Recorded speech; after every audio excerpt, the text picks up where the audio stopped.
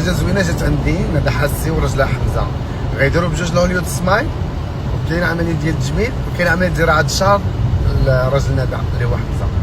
الحاجه الثانيه هو المحامي التركي اللي مرته مغربيه، اللي كنصح به اي واحد. شوفوا خوتي المغاربه، انا كنت داير محامي تركي شحال هادي، كان تيطلب مني غير الفلوس، اللي قلت لي يقول لي الفلوس. دابا درت محامي تركي دابا داخل في عامين، ومراته مغربيه هي المترجمه ديالو، وفي نفس الوقت خدامه معاه حتى هي في المحكمه. دونك اي حاجه كنديرها كتنجح ليا. دونك انا الناس اللي باغيين المحامي يتواصلوا معايا، ولا انا نحط لكم الانستغرام ديالو، ودخلوا عليها في الانستغرام ولا في سناب، ولا من الاحسن تواصلوا معايا ونعطيكم رقم ديال المحامي. الا عندكم شي قضايا هنايا ولا شي قضيه كونوا على يقين غيجيب لكم حقكم. والحاجه الثالثه هي اليوم جات عندنا دكتوره مغربيه غتبدا معنا الخدمه بالهوليود سمايل.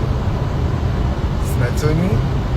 جبنا دكتوره من المغرب، كانت خدامه في المغرب وفتحه عياده في المغرب، واختارت انها تكون من فريق صوفيا كلينيك في تركيا. اش بان لكم؟ كاين ولا ما كاين؟ الو ماما. المهم هذا النهار زوين بالنسبه لي انايا، وعاد ملي مشيت اليوم ديت الكليان وجيت وجبت الكليان وناول الكليان، ودابا غادي عندي استجواب انتظروه مع دكتور تكميم المعده. كما قالت لي، كما قالوا لي الدكاتره ديالي، قالوا لي ما تبقاش تجاوب وزبال. شي واحد هضر لك على شي دكتور اجي دير معنا استجواب، لانه انت ماشي صاحب الاختصاص، انت مستثمر فقط. صاحب الاختصاص هما حنا الدكاتره. شي مشكل في الاسنان، الاستجواب يعطيه دكتور الاسنان. في التكميم دير استجواب مع دكتور التكميم. الشفط نفس الشيء. فلهذا انا اليوم غادي نمشي ندير استجواب مع دكتور التكميم باش نشرح لكم شحال من حاجه. صباحكم مبروك.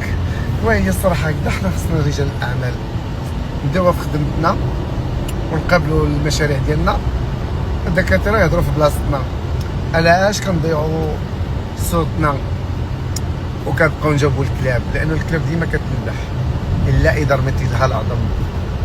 اذا رميتي لها العظم غادي تسكت. ولكن مع صوفيا كلينيك ونوفل موسى ما كرموش العظم، حتى داك العظم كناخذوه. بونجورنو توتو بيني.